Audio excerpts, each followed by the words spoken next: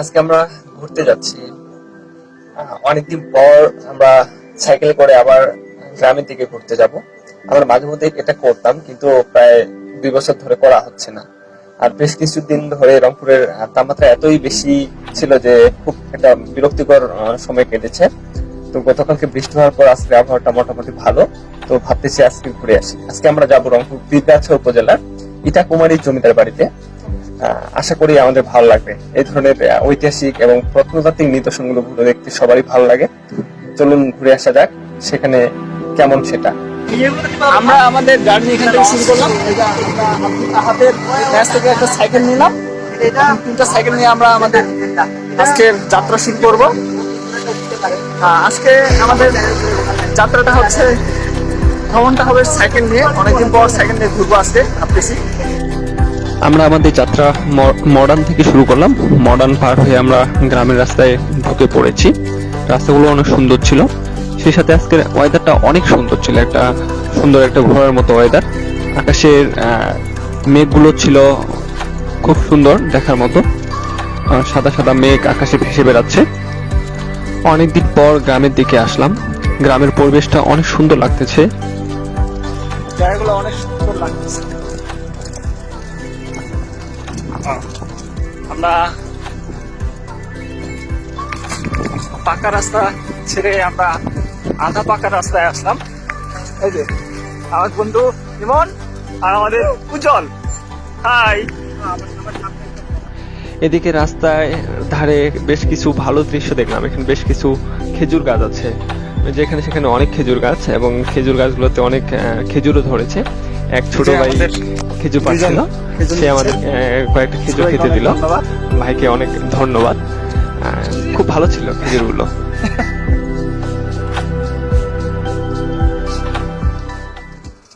Saint অনেক সুন্দর। আমরা চলে এসেছি আমাদের সেই কাঙ্ক্ষিত ইটাকুমারীর রাজবাড়ি, যে এখান থেকে আমরা দেখতে পাচ্ছি। অনেক অনেক পথ আমরা সাইকেলিং করার পর আমাদের কাঙ্ক্ষিত জায়গায় এসে পৌঁছালাম। জায়গাটা আসলে অনেক সুন্দর। আমরা একেবারেই চলে এসেছি, এই যে দেখা যাচ্ছে। ওয়াও,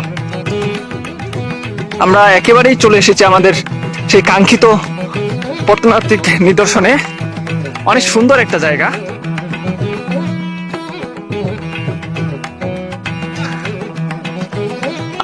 আপনারা দেখতে পাচ্ছেন।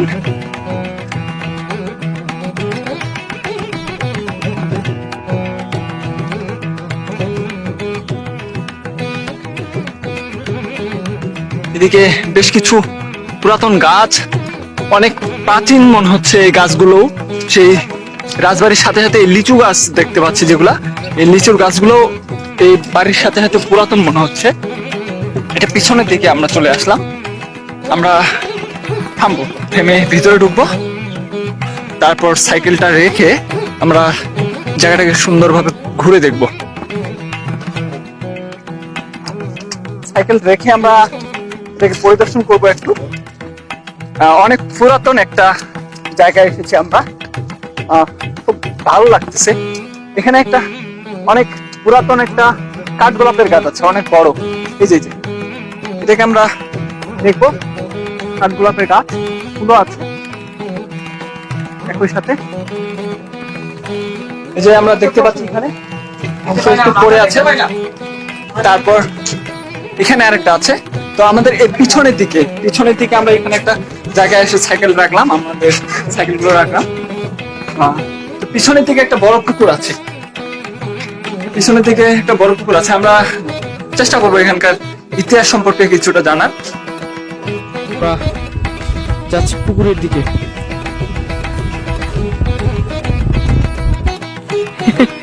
এখানে একটা বিশাল বড় পুকুর।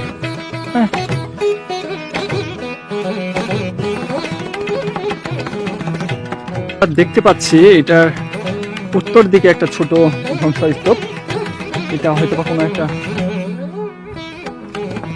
ভবন বা মন্দির বা এমন কিছু হতে পারে, হয়তো এটা সম্পর্কে বেশি জানি না।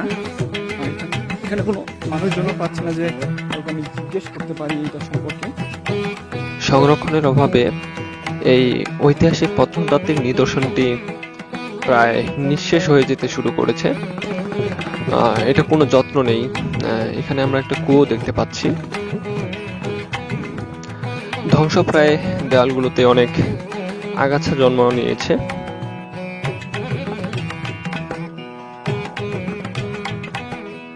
এটা হচ্ছে এই জমিদার বাড়ির মন্দির। আমরা মন্দিরটা একটু দেখি। আমরা এখন মন্দিরের ভিতরে প্রবেশ করব। এটা সাধারণত ইট, চুনসুরকি আর রড দিয়ে তৈরি। এই মন্দিরে খুব একটা রড দেখা যাচ্ছে না যদিও, কিন্তু বাড়িটার ভিতরের দিকে অর্থাৎ ছাদের নিচে কিছু রেলিং আমরা দেখতে পাচ্ছিলাম লোহার।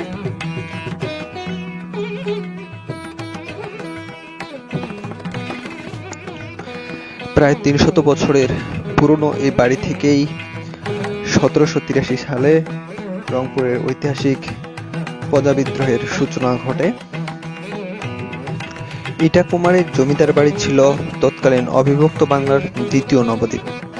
পুরো ভারতবর্ষের মধ্যে এই ইটাকুমারী এলাকাটি উন্নত শিক্ষা ও সংস্কৃতিময় এলাকা ছিল, তাই এটিকে অবিভক্ত বাংলার দ্বিতীয় নবদ্বীপ হিসেবে আখ্যায়িত করা হয়। ইটাকুমারীর জমিদার ছিলেন রঘুনাথ চন্দ্র রায়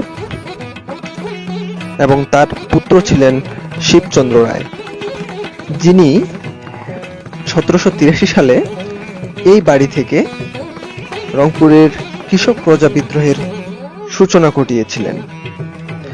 শিবচন্দ্রের সাথে সহযোগী ছিলেন পার্শ্ববর্তী মন্থনার জমিদার দেবী চৌধুরানী। তারা উভয়ে একত্রিত হয়ে এই অঞ্চলে কৃষক শ্রমিকের যে বিদ্রোহ সংগঠিত হয়েছিল সেটা পরিচালনা করেছেন এবং তারা দুজনেই ব্রিটিশদের সাথে যুদ্ধ করতে গিয়ে নিহত হন। আমরা ছাদের উপরে উঠেছি। এপাশ থেকে আমরা এখানে কাঠগোলাপের গাছটি দেখতে পাচ্ছি এবং আমরা নিচের দিকে যে মন্দিরটা ছিল সেটা আমরা দেখতে পাচ্ছি। এটা উপরের দিকে একটা ছাদ,